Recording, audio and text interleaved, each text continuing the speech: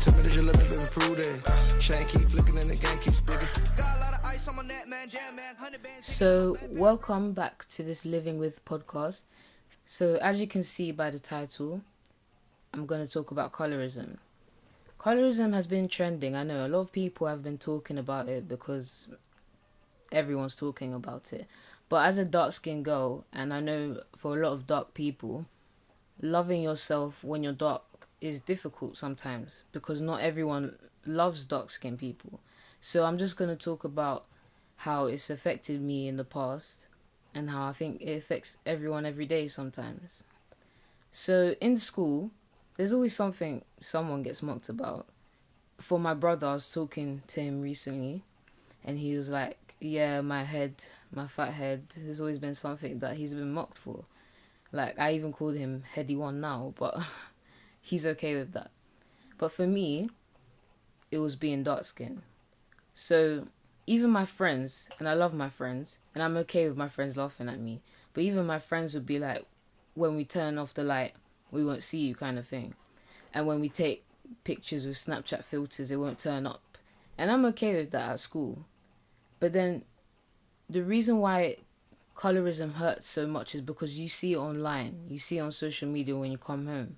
You see it in films when castings, like someone darker that they really should have picked is not picked.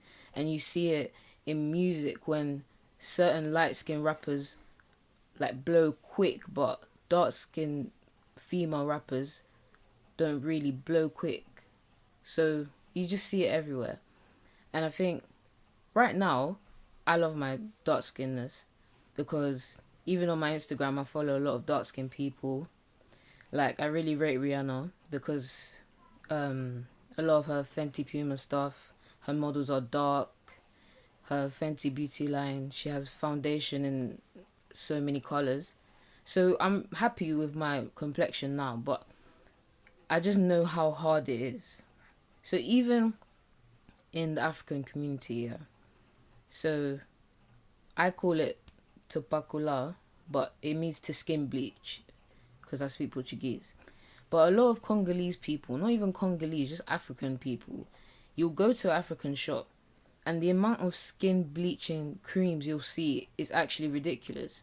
And sometimes they'll have a chemical, I don't know what it's called, it begins with a H kind of. And it's not actually legal to sell in high amounts, but you'll always see it on a pack and you'll just always see it in the ingredients. And I don't think people know how much is in it, they just buy it and sell it.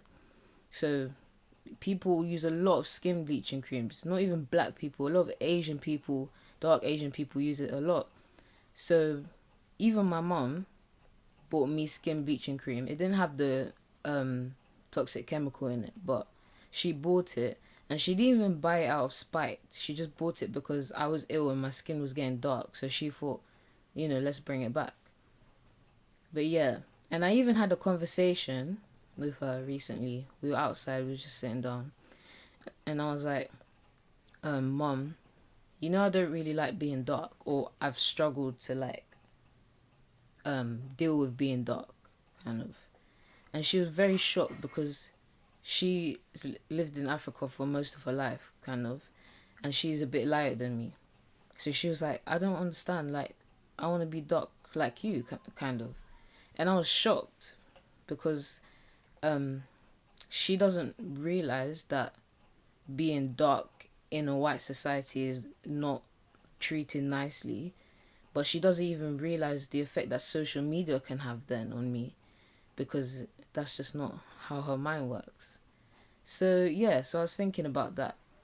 And then when I've just been thinking about this colorism topic, it's just got me thinking about a lot of things. And a big question in my head is, could there ever be a dark-skinned Beyonce? And I don't mean as a time thing, could we ever have it in the future? But I'm trying to say, as a society, could we ever build up and support a black female artist to where she can get supported like Beyonce is supported? So I love Beyonce, by the way, but I know she's light-skinned. And every month or so, like every day there's always someone saying like Beyonce's overrated and stuff. But I understand why they say that, because Beyonce's not the best singer, that's a fact. But because she does a lot of things, she dances like crazy, she sings like crazy, her videos are mad. Because she can do a lot of things, that's why she's amazing. But I've always thought, could there ever be a dark-skinned Beyonce? Because Beyonce is not dark. And I don't hate her for that, but she's not dark. And there's a lot of dark singers, dark musicians that just don't get attention, and they're really good. Like, even Nadia Rose and Miss Banks and Lady Leisha and Little Sims, they haven't blown like Steph London did. Maybe Little Sims, but it hasn't been in the same time span as Steph London. And even her as a light-skinned person, she's been caught out for saying kind of rude things when it comes to colorism. Like, whatever tweet she said, whether it's fake or not, but it's there. Whatever tweet she said about light-skinned and dark-skinned women or whatever.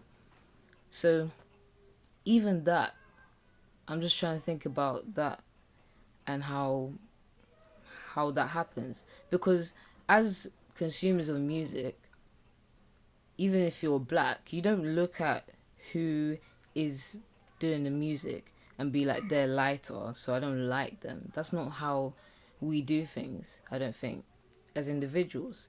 But definitely, I think record labels like to pick which woman is gonna blow, and they know it's always the light-skinned one, so they always invest in light-skinned artists, and they just leave the dark ones behind, even if the dark ones are so good at rapping. Like, Lady Leisha is really good at rapping, and I don't think she swears that much. So, just the way record labels do that. And I'm talking about the UK now, but the US is much worse, because all of their, I think, like, leading R&B female artists, they're all light-skinned. Kehlani, Tinashe, Janae Aiko, they're all light-skinned. And even Kehlani, she's so small, such a small part of her heritage is black that she doesn't really look black at all. So, but that doesn't mean that there's not dark-skinned artists in the world that can't sing their heart out and dance their heart out and put out songs every day. It just means that no one is trying to give them money. If it's a record label, they're not trying to give them money. And that really affects me as a dark-skinned girl, because I can really see this. Not everyone who doesn't experience colorism can see these small things, but, you know, I can. Don't tell me that you let me prove that. Chain keep flicking and the game keeps bigger.